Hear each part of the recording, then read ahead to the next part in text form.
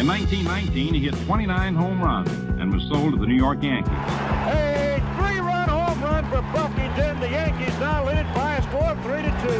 Bill Lee is now going over to a couple of the Yankees, and there they go again. One hits it to deep left. That might send the Yankees to the World Series. Varitek and A-Rod going at it. Roberts is going. Posada's throw. Roberts safe. And what can I say? Just tip my hat and call the Yankees my daddies. Welcome to Fanbase, a deep dive into the greatest rivalry in sports. It's been a minute. It's been a long time. Yeah, those Ray Fagnan was great. I mean, you know, I encourage people to go give it a sec. If you haven't listened, go listen.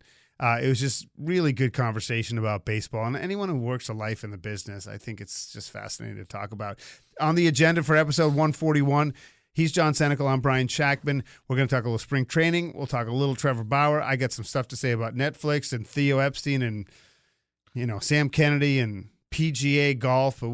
Well, I guess we'll start with PGA golf. Holy. Yeah. No, I mean, we'll get into it. Spring is in the air and love is in the air, Brian. What are you doing for Valentine's Day? I know it's a Hallmark holiday, but nothing. Nothing. Exactly. Right. Nothing. That's what the Red Sox are doing. In celebration of the Red Sox, I'm doing nothing.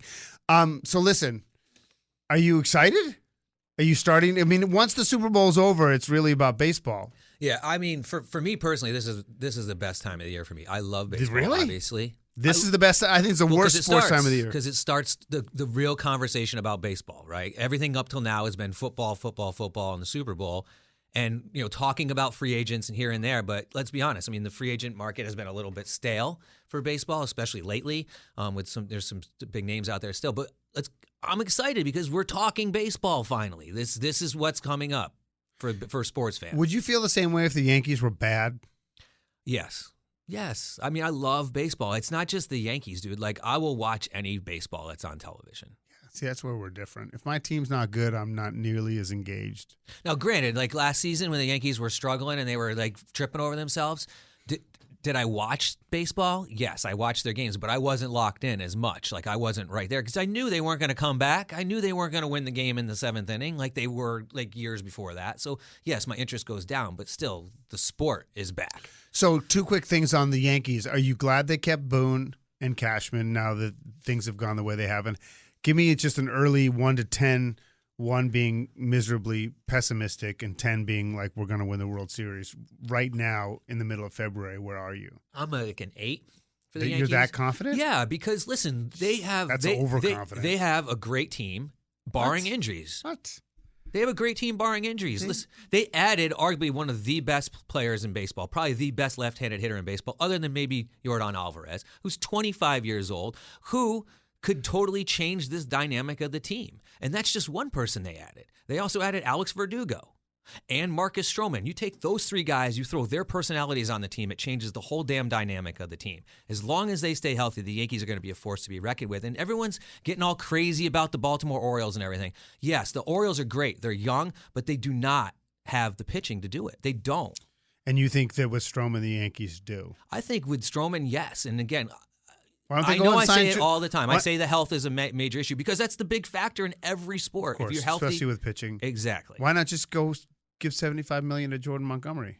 I just don't see it. I mean, listen, if you can get Marcus Stroman for the deal you got him and have him for the length of the contract, it makes more sense. He's just as viable. Why can't you have them both? You probably still could with the way the market's going. I'm just saying he's sitting out there. Yeah. I mean, I'm sure there's conversations going. I think the Yankees might be the only team that actually offered Jordan Montgomery a contract that's been public.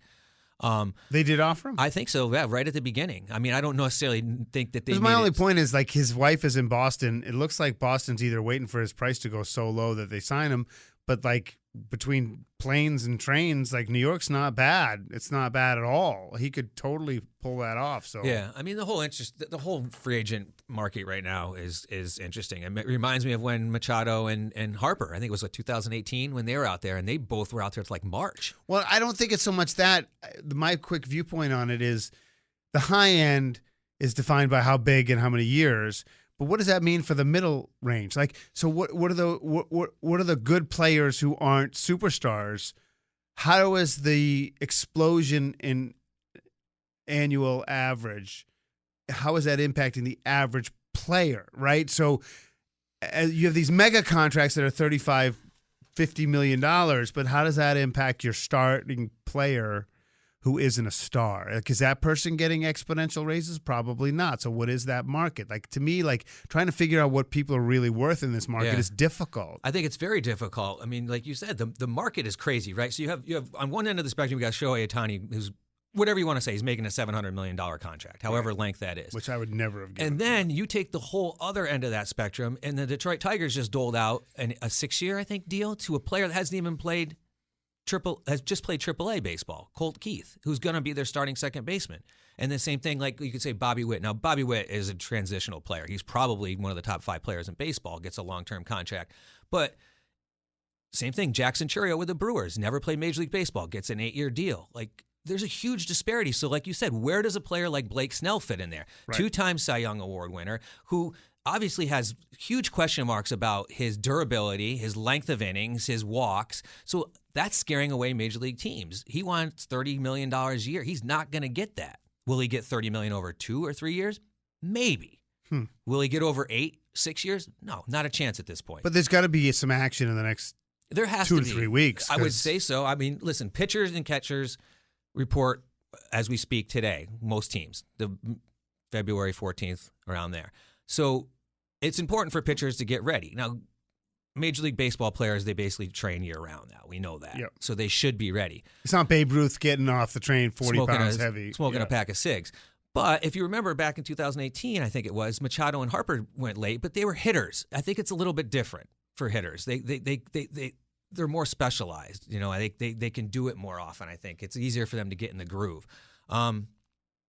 I would think within the next week these pitchers are going to be on some team. I just don't see it being what they want. I don't see it being these big deals. Well, the longer they don't have a deal, the less leverage they have. So, but it could be just I don't really see it being a 1-year deal. I can't imagine that a team is gonna Snell or Montgomery is going to be able to settle for a 1-year deal. I see it something maybe minimum 2 with an incentive or something, but I would think they're shooting 3 or above. Yeah, well, the players are going to be desperate for guaranteed money, and so it's interesting. So we're talking with John Senecal, Brian Shackman here on Fanbase, a deep dive into the greatest rivalry in sports. Real quick note, that brings you to a pretty talented pitcher who's untouchable for some franchises in Trevor Bauer. So, listen, he was not charged. There's a stain on his reputation or what have you.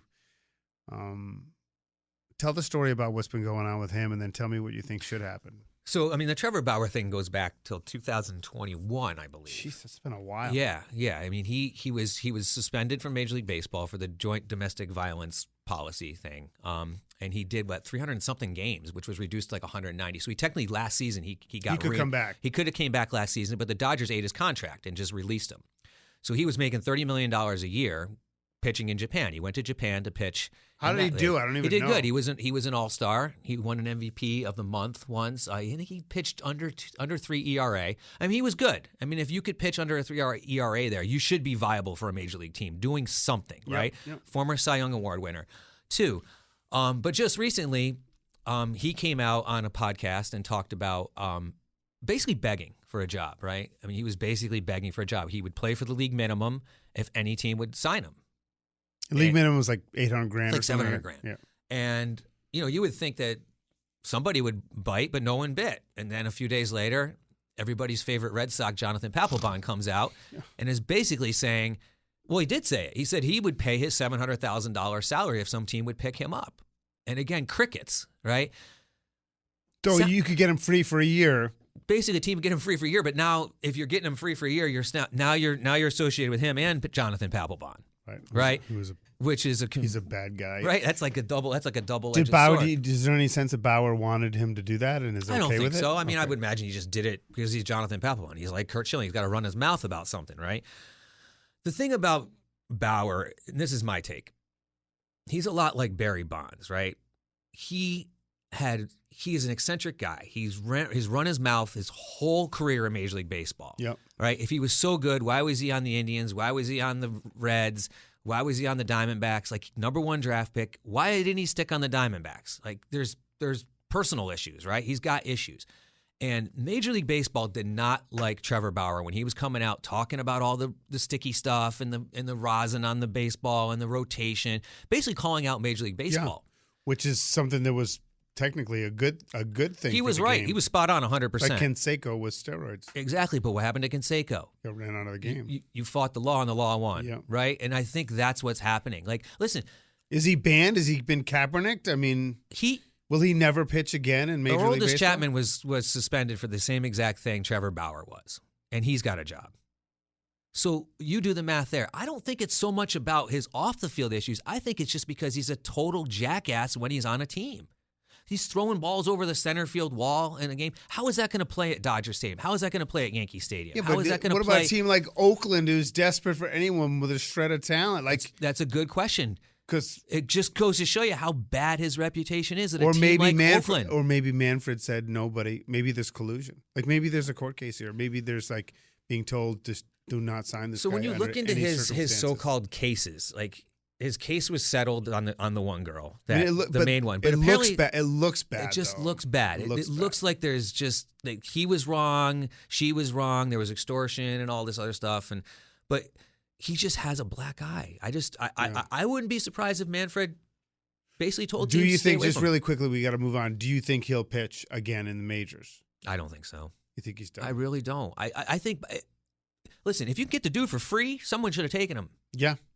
Although I do think that there's no reason to recognize, Papelbon. But he's John Senecal. I'm Brian Shackman. This is Fan Base, a deep dive into the greatest rivalry in sports. I want to get to the Red Sox really quickly because I don't want to talk too much about it because it's just too depressing. There's the Netflix series, which I'm told I'm like, why now? Like, that's the worst time to have it. They're terrible. And why would Netflix go forward with it? Don't they have anyone on staff that knows about sports? I'm wondering if, because they were doing a whole sentimental piece about the 2004 Break the Curse team. So I'm wondering if that got wrapped into the whole thing. Oh, like in terms of like a 20th anniversary? Yeah, that's the original one that they're going to be coming out with. And this one that they're shooting now, this season, won't come out until the following year, until 2025. So I'm guessing that it probably had something to do with that. And it's like a Hard Knocksy kind of thing? Yep. And then I'm thinking to myself, who on the Red Sox is going to be the front face for this? Nobody. There's nobody. Here's the thing, and this is not new, and I just had my one opportunity here. First of all, the Netflix thing is not compelling because you know what? There isn't a single thing about the Red Sox that's compelling. Not a single thing. And what I've said many times is if Fenway wasn't a tourist attraction, it'd be pants on fire there because they'd lose 30% more of attendance. I mean, are they going to do every episode interview the guy who puts the numbers up in the monster? I think they got to focus on young players trying to make it or something like a Bello, a Grisham, whoever it is. Even like Casas is clearly quorky enough to be interesting television. I would think probably. he'll probably be the face of it, Casas. Maybe, and then obviously you have Rafael Devers, but he doesn't like to speak English very much, and so I don't know how that translates. And so I have no idea. But what I will say is that, the reason why I said PGA, because everyone knows that the Fenway Sports Group, the organization owns the Pittsburgh Penguins. They own Liverpool in the Premier League. They at least they used to own or might still own the NASCAR team. And now they're one of the principal investors in this PGA Tour deal. And the bottom line is this is not news. I mean, the Red Sox are not a priority.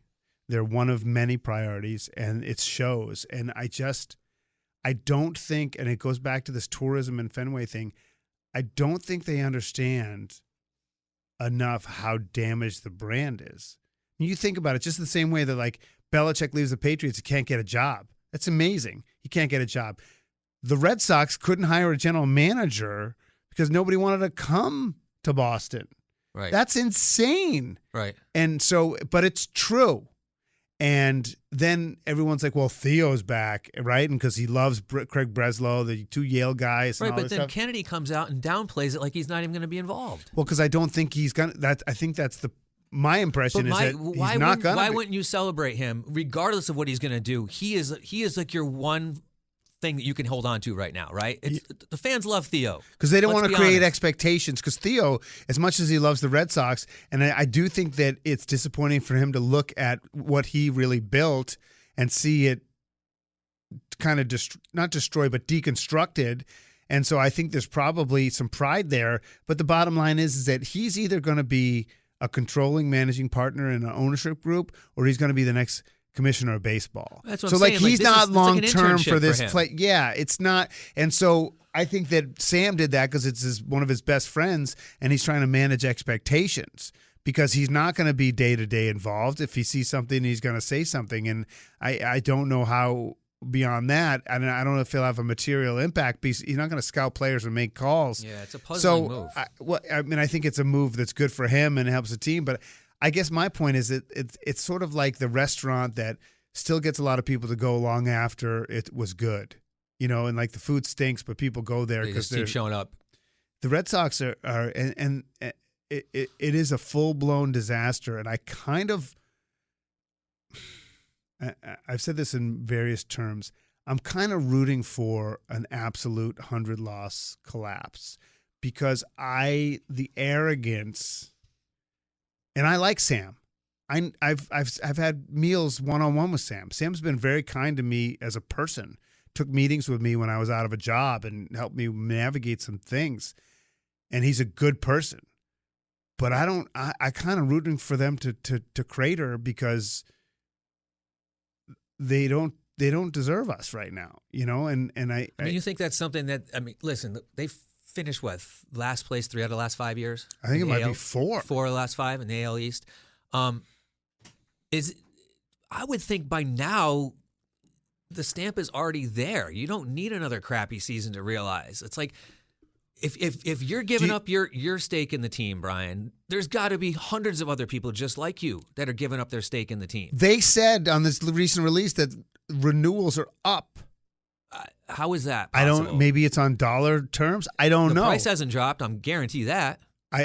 When they said that, and there's no way to fact check it, I was like, that cannot be. I haven't talked to anybody who's spending money. I talked to other people who have canceled. So the only argument is that they're thinning the ranks to sell. I mean, let's be honest. The Red Sox, even though they won in 2018, they have not had a lot of flavor since Ortiz left. Wait, maybe they're setting it up so Theo can form a group to buy the team and take it out. Maybe that's it. That could be. I don't mean to interrupt you, but maybe that's it. He's there. And then he's the owner, and it's out of the Fenway Sports Group, and he's the owner. Maybe that's they got the play. their money out of what they wanted out of the Red Sox, and it's time for them to move on to something else since they're so diversified. Because he can get billionaires to invest. Not only that, and he's the name. Listen, what Red Sox fan does not love Theo Epstein? How can you not? Right? I mean, he did the impossible. Like, they're going to pin him with that. And then he went and did the same damn thing in Chicago. I mean, the guy walks on water. Exactly. Yeah. So, that's a great take, Brian. That might be exactly what's really, going now on. that I think about it, because it is a legitimate, unscripted thought. When I think about it, I was like, what are the outcomes here? The only problem I have is that I think the Red Sox make money, and I think if they're using the profits to fund other stuff, they might want to keep it, and they just milk it for everything it's worth and not care about wins and losses. But for me, that's it. I mean, why else would Theo No, if you're not going to have a hand, like they said, in the day-to-day operations of the team, there's something definitely bigger. And Theo, he doesn't want to own the Kansas City Royals. I think that he wants to own a team that means something. And there's only a half a dozen teams, sorry folks, that mean something. No, it's true. And the Ricketts aren't selling. Steve Cohen's not selling. That private equity folks in LA, they're not selling. The Oakland A's aren't even selling. They got an offer to buy 50% of their stake in the Oakland Coliseum, and they're not selling.